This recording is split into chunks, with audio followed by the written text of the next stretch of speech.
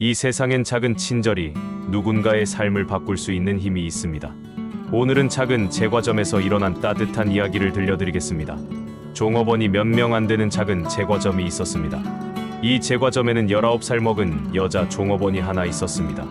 어느 날 손님 한 분이 이 아가씨에게 시집을 한 권 주고 갔는데 그 시집에 이런 구절이 실려 있었습니다.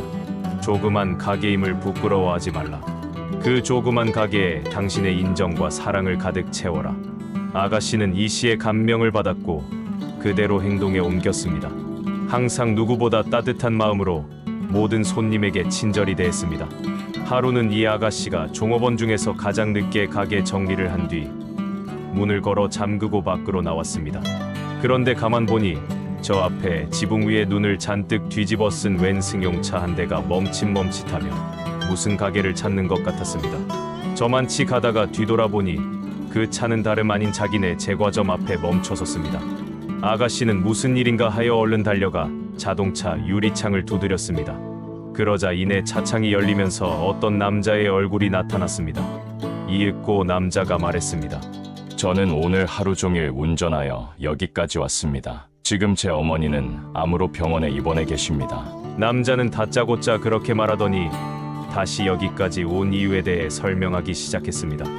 요즘 들어 어머니의 병이 점점 심해져 담당 의사를 만났더니 하루나 이틀밖에 못 사실 것이라고 합니다. 그러니 만날 사람 있으면 어서 만나게 하고 드시고 싶은 음식이 있으면 드시게 하라고 하더군요. 그래서 제가 어머니께 드시고 싶은 음식이 뭡니까?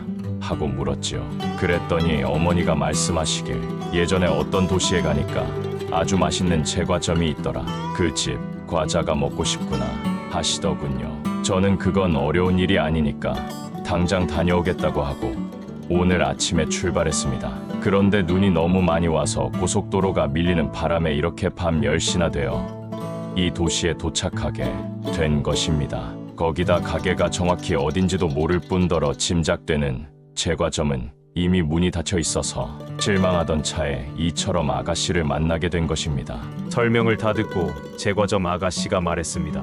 제가 이 가게 종업원입니다. 잠깐만 기다리세요.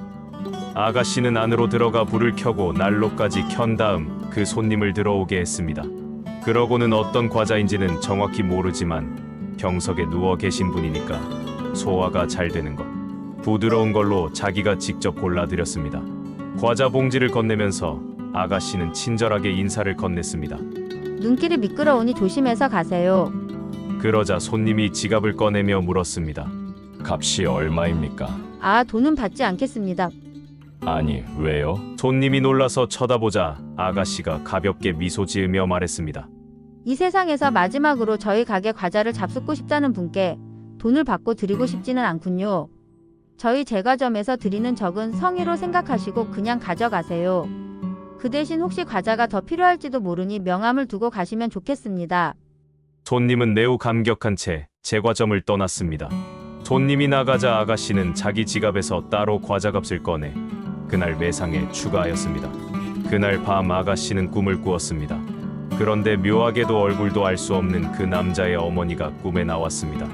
그 어머니는 과자를 먹다가 목이 메어서 매우 고통스러워하고 있었습니다. 자세히 기억나지는 않았지만 어쨌든 그런 불길한 꿈이었습니다.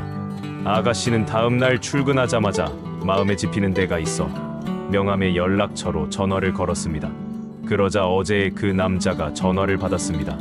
그는 담담한 목소리로 어머니가 돌아가셨다고 전했습니다. 집까지 오는 길에 차가 많이 막혀 예상보다 늦게 도착했는데 제가 도착하기 30분 전에 돌아가셨답니다. 남자는 이어서 이렇게 말했습니다. 어머니가 맑은 정신으로 숨을 거두면서 마지막으로 한 말이 그 가게 참 좋은 가게로구나 라고 하셨답니다. 제가 집으로 오면서 전화로 제과점 아가씨가 돈도 받지 않고 과자를 주었다고 말씀드렸거든요. 그 말을 전해 듣고 아가씨는 물었습니다. 장례식이 언제입니까? 내일입니다. 다음 날 아가씨는 자세한 얘기도 하지 않고 제과점 주인에게 휴가를 얻었습니다. 그러고는 따로 공장에 가서 장례식에 가지고 갈 과자를 주문했습니다. 물론 자기가 과자값을 내고 포장도 예쁘게 했습니다.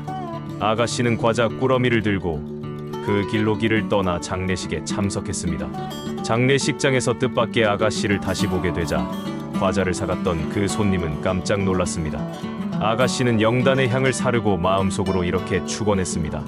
처음 뵙는 손님, 이 세상에서의 마지막 순간에 우리 가게의 과자가 먹고 싶다고 말씀하신 분. 그래서 이렇게 좋아하시는 과자를 직접 가져왔습니다. 부디 떠나시는 길에 가지고 가시기 바랍니다. 비록 조그만 가게지만 그 제과점 아가씨의 모습에서 앞치마를 둘은 천사의 모습을 느낄 수 있었습니다. 당신이 오늘 해야 할 일은 단 한 사람이라도 당신에게 고맙다고 진심으로 인사를 하는 그런 친구를 만드는 일입니다.